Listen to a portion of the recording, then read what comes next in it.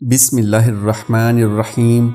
नहायत ही मोहतरम और मुअज़्ज़ज़ मुसलमान भाइयों और बहनों, अस्सलामु अलैकुम वरहमतुल्लाहि वबरकातुहू।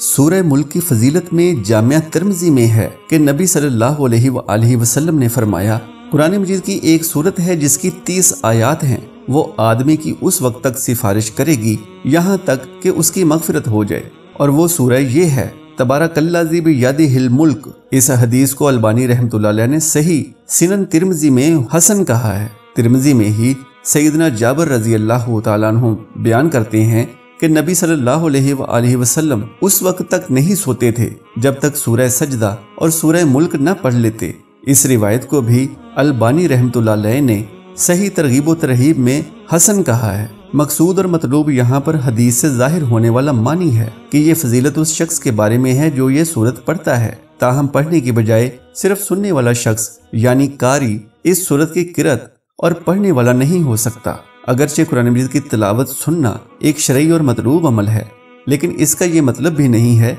कि सिर्फ सुनने वाले को भी पढ़ने वाले के बराबर अजर मिलेगा। हमें सुनने और पढ़ने वाले दोनों के अजर में बराबरी की कोई दलील नहीं मिली। इस बिना पर जो शख्स इन अहादीस में वारिद फजीलत पाना चाहता है तो वो सूरत पढ़े, महज सुनने पर इक्तफा मत करे। और अगर वो पढ़ नहीं सकता ताहम कारी की आवाज के साथ या पीछे पढ़ सकता है। नमाज न सिर्फ ज़हनी और कल्बी सुकून का बायस है, बल्कि घर के माहौल को भी पुरसकून और रहमतों के नज़ूल का बायस बनाती है। अल्लाह हम सब का हामी और नासिर हो। दोस्तों, अगर ये मालूमाती वीडियो आपको पसंद आ जाए तो वीडियो को लाइक कर दीजिए, और अगर आपने अभी तक चैनल को सब्सक्राइब नहीं किया तो बराए मेहरबानी सब्सक्राइब कर दीजिए। जज़ाकल्लाहु खैरन कसीरा।